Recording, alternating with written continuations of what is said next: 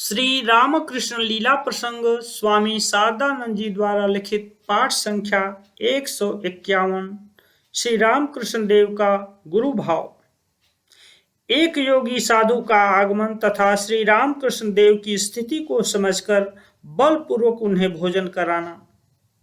उत्तर: कुछ अंशों में ऐसा ही समझना चाहिए, क्योंकि उस समय कहीं से एक साधु अपने आप आकर वहां उपस्थित हुए थे तथा श्री रामकृष्ण देव को देखकर उन्होंने यथार्थ में यह अनुभव किया था कि योग साधना या श्री भगवान के साथ एकत्व अनुभव के फलस्वरूप ही उनकी इस प्रकार मृतप्राय जैसी दशा हुई है।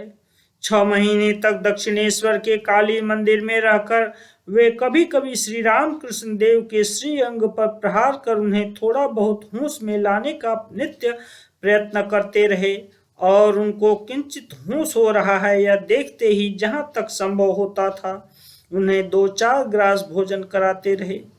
एकदम अपरिचित जड़ सदृश मृतप्राय किसी व्यक्ति को इस तरह जीवित रखने के लिए उनका ऐसा आग्रह क्यों हुआ एवं इसमें उनका निजी स्वार्थ क्या था, यद्यपि हमें यह विदित नहीं है, फिर भी हमारी यह धारणा है कि भगवत इच्छा से ही ऐसी घटनाएं हुई थीं। अतः श्री जगदम्बा की साक्षात इच्छा या शक्ति से ही इस प्रकार असंभव विषय संभव हुआ था एवं तदर्थ ही श्री रामकृष्ण देव के शरीर की रक्षा हो पाई थी। इसके अतिरिक्त और क्या कहा जा सकता है। श्री जगदम्बा का आदेश, तू भावमुखी रह। प्रश्न: अच्छा, समझ गया, तदनंतर क्या हुआ? उत्तर: तदनंतर श्री जगदम्बा या श्री भगवान अथवा जो विराट चैतन्य व विराट शक्ति जगत रूप में प्रकट हैं तथा जड़ चेतन सबके अंदर ओतप्रोत रूप से अनुप्रविष्ट होकर आपात विभिन्न नाम रूप धारण कर अवस्थान कर रहे हैं, उन्होंने श्री रामकृष्ण देव को आदेश दिया, तू भावमुखी रह। एक मेवाद्वितीयम वस्तु के अंदर निर्गुण तथा सगुण रूप से स्वगत भेद एवं जगत व्यापी विराट अहम बोध विद्यमान है। वह विराट अहम भाव ही ईश्वर या श्री जगदम्बा का अहम भाव है तथा उसी के द्वारा जगत के समस्त कार्य संपन्न होते हैं। प्रश्न: इसका क्या तात्पर्य है? उत्तर: सुनो। किंतु श्री रामकृष्ण देव की उस समय की अवस्था को समझने के लिए कल्पना की सहायता से जहां तक संभव हो उनकी तत्कालीन स्थिति का एक बार चिंतन कर लेना आवश्यक है। यह पहले ही कहा जा चुका है कि उस समय श्री रामकृष्ण देव के अहम बोध का कभी लोप तथा कभी किंचित उदय हुआ करता था। जब अहम बोध का इस प्रकार किंचित उदय होता था उस समय भी उन्हें यह जगत जैसा हम देखा करते हैं वैसा दिखाई नहीं देता था। वे देखते थे कि मानो एक विराट मन के अंदर नाना प्रकार की भाव तरंगें उठ रही हैं, हिलोरें ले रही हैं, खेल रही हैं तथा पुनः उसमें लीन होती चली जा रही हैं। दूसरों का तो कहना ही क्या, अपने शरीर मन तथा अहम बोध का भी उस विराट मन की तरंग के रूप में उनको अनुभव हो रहा था। पाश्चात्य जड़वादी पंडित मूर्ख लोग जिस जगत चैतन्य या जगत शक्ति को अपनी बुद्धि तथा बुद्धिजात यंत्रादि की सहायता से नापने में प्रवृत्त हो यह कह उठते हैं कि एक होता हुआ भी वह जड़ है, उस अवस्था में पहुंचकर श्री रामकृष्ण देव ने उसी के साक्षात स्वरूप का दर्शन या अनुभव किया कि वह जीवित जागृत एकमेवाद्वितीयम इच्छा तथा क्रिया मात्र की जनयित्री अनंत कृपामयी जगत जननी है। और उन्होंने यह देखा कि वही एकमेवाद्वितीयम अपने आप निर्गुण तथा सगुण रूप में विभक्त रहने के कारण इसी को शास्त्रों में स्वगत भेद कहा गया है। उसके अंदर एक आब्रह्म स्तंभ व्यापी विराट अहं भाव का उदय हो रहा है।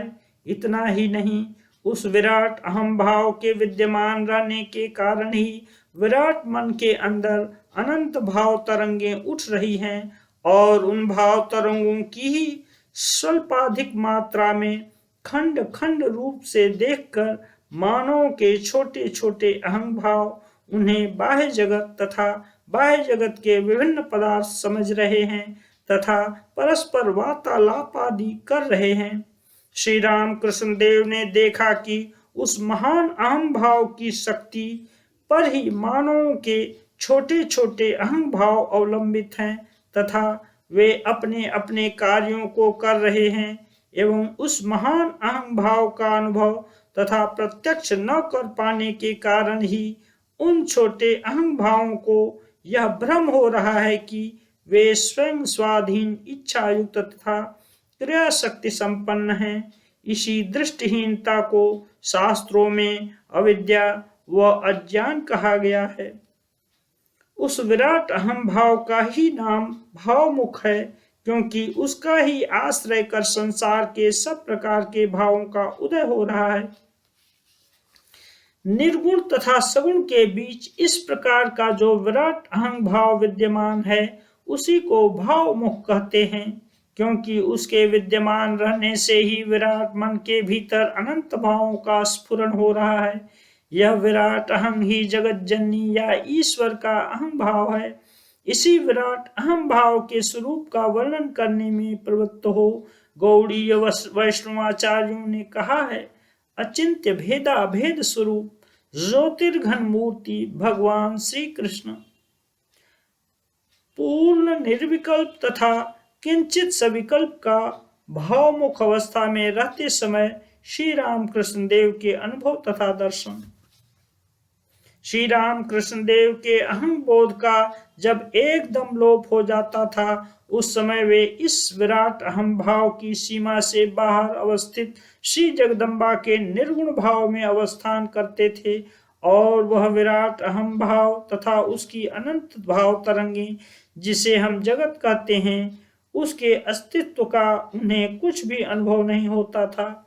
और जब श्री राम कृष्ण देव के भीतर अहम बोध का किंचित उन्मेष होता था तब उनको श्री जगदम्बा के निर्गुण भाव के सहित संयुक्त इस सगुण विराट अहम भाव तथा उसके अंतर्गत भाव तरंगों का दर्शन होता रहता था अथवा निर्गुण भाव में आरूढ़ होते ही श्री राम कृष्ण देव के अनुभव में उस एकमेवाद्वितीय के अंतर्गत स्वगत भेद का अस्तित्व भी लुप्त हो जाता था और उस सगुण विराट अहम भाव का जब उन्हें बोध होता था तब उनको यह दिखाई देता था कि जो ब्रह्म हैं वे ही शक्ति हैं, जो निर्गुण हैं वे ही सगुण हैं, जो पुरुष हैं वे ही प्रकृति हैं, जो सर्प निश्चल था वही चलने लगा है अथवा जो स्वरूप में निर्गुण हैं वे ही लीला में सगुण हैं। श्री जगदम्बा के इस प्रकार निर्गुण सगुण उभय भाव युक्त स्वरूप के पूर्ण दर्शन प्राप्त करने के पश्चात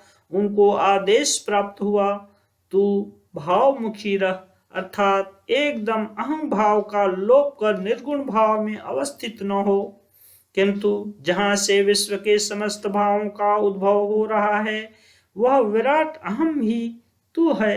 उनकी इच्छा ही तेरी इच्छा है, उनका कार्य ही तेरा कार्य है। सदा इस भाव का ठीक ठीक प्रत्यक्ष अनुभव कर अपना जीवन यापन तथा लोक कल्याण साधन करता रहो। तू भावमुख में रह, इस कथन का तात्पर्य। अतः भावमुख अवस्था में रहने का यही तात्पर्य है कि अपने मन में सब प्रकार से सभी स्थितियों में सर्वदा यह देखना, धारणा या अनुभव करना कि मैं यही विराट अहम या पक्का अहम हूँ। भावमुख अवस्था में पहुँचने पर मैं अमुक की संतान हूँ, पिता हूँ, ब्राह्मण अथवा शूद्र हूँ इत्यादि सारी बातें मन से एकदम दूर हो जाती हैं तथा अपने मन में सर्वदा यही अनुभव होता रहता है कि मैं वही विश्वव्यापी अहम हूँ। इसलिए श्री राम कृष्ण देव बारंबार हमें यह शिक्षा प्रदान किया करते थे, अरे मैं अमुक का पुत्र हूँ, अमुक का पिता हूँ, ब्राह्मण हूँ, शूद्र हूँ, पंडित हूँ, धनी हूँ, ये सब कच्चे अहंकार हैं। उनसे बंधन में फंस जाना पड़ता है। अतः इस प्रकार की भावनाओं को त्याग कर मैं उनका यानी भगवान का दास हूँ, उनका भक्त हूँ, उनकी संतान हूँ, उनका अंश हूँ, ऐसी धारणा करनी चाहिए और अपने मन में उसको अच्छी तरह से जमा लेना चाहिए। साथ ही वे यह भी कहते थे, अरे अद्वैत ज्ञान को आंचल में बांधकर जो इच्छा सो करो।